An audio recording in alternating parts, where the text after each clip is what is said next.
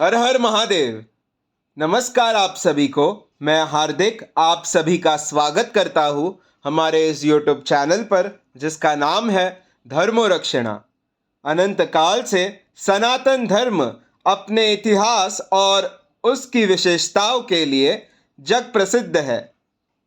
हम आपके लिए सनातन धर्म से जुड़े साहित्य, विज्ञान, देवी देवताओं के महात्म्य और अन्य शास्त्र जो हमारे ऋषि मुनियों द्वारा रचित अथवा लिखित है, उन सभी की जानकारी आपके लिए यहाँ प्रस्तुत करेंगे।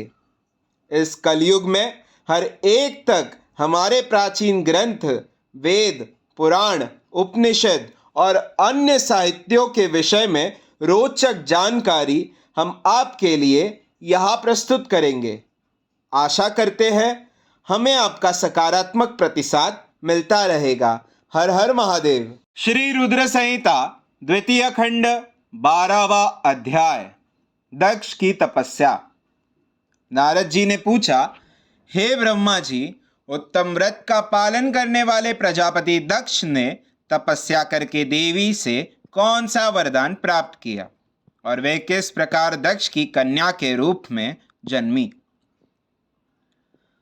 ब्रह्मा जी बोले, न हे नारद, मेरी आज्ञा पाकर प्रजापति दक्ष क्षीर सागर के उत्तरी तट पर चले गए। वे उसी तट पर बैठकर देवी उमा को अपनी पुत्री के रूप में प्राप्त करने के लिए उन्हें हृदय से स्मरण करते हुए तपस्या करने लगे। मन को एकाग्र कर प्रजापति दक्ष दृढ़ता से कठोर व्रत का पालन करने लगे। उन्होंने 3000 दिव्य वर्षों तक घोर तपस्या की। वे केवल जल और हवा ही ग्रहण करते थे। तत्पश्चात देवी जगदम्बा ने उन्हें प्रत्यक्ष दर्शन दिए। कालिका देवी अपने सिंह पर विराजमान थी।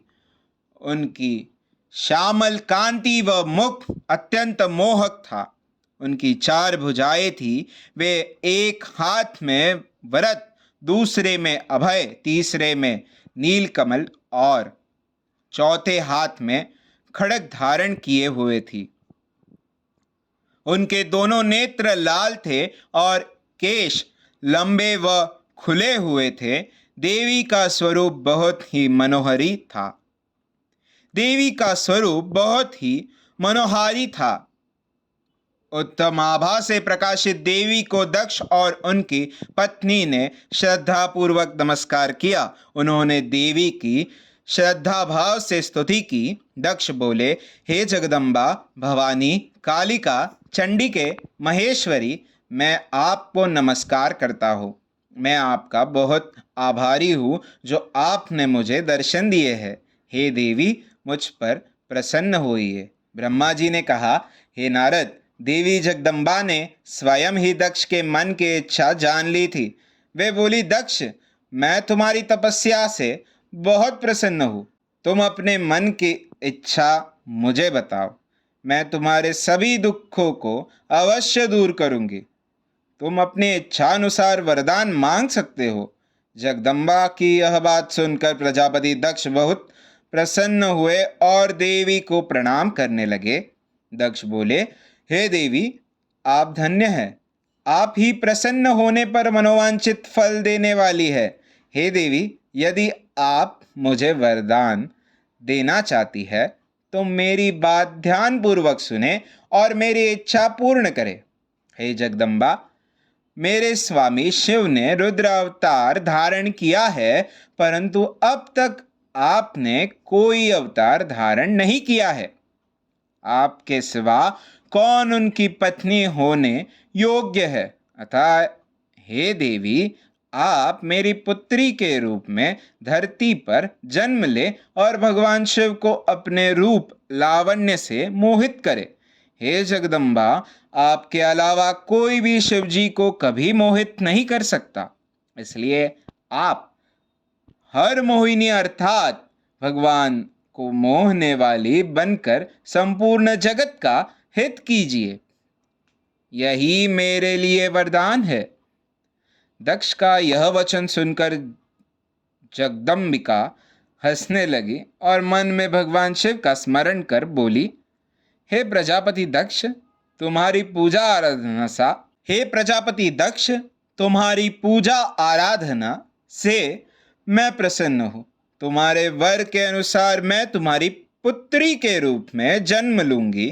तत्पश्चात बड़ी होकर मैं कठोर तप द्वारा महादेव जी को प्रसन्न कर उन्हें पति रूप में प्राप्त करूंगी।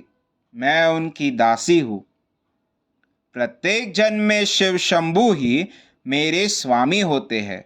अतः मैं तुम्हारे घर में जन्म लेकर शिवा का अवतार धारण करूंगी। अब तुम घर जाओ, परंतु एक बात हमेशा याद रखना, जिस दिन तुम्हारे मन में मेरा आदर कम हो जाएगा, उसी दिन मैं अपना शरीर त्याग कर अपने स्वरूप में लीन हो जाऊंगी। यह कहकर देवी जगदम्बिका वहां से अंतर्धान हो गई तथा प्रजापति दक्ष सुखी मन से घर लौट आए। अध्याय 12वां समाप्त। हमारे कार्य की सराहना करते हुए हमारे इस YouTube चैनल को सब्सक्राइब करें, शेयर करें और लाइक करें। हमारे कार्य मानव जाति के हित हेतु अधिकांश मानव जाति तक पहुंचाने के लिए हमारी सहायता करें। भविष्य में हमारे सनातन धर्म के विषय में जानकारी प्राप्त करने हेतु हमारे साथ यहाँ बने रहिए हमारे इस YouTube चैनल पर, जिसका नाम है धर्मो रक्षणा। धर्मो रक्षति रक्षितः। हर हर महादेव।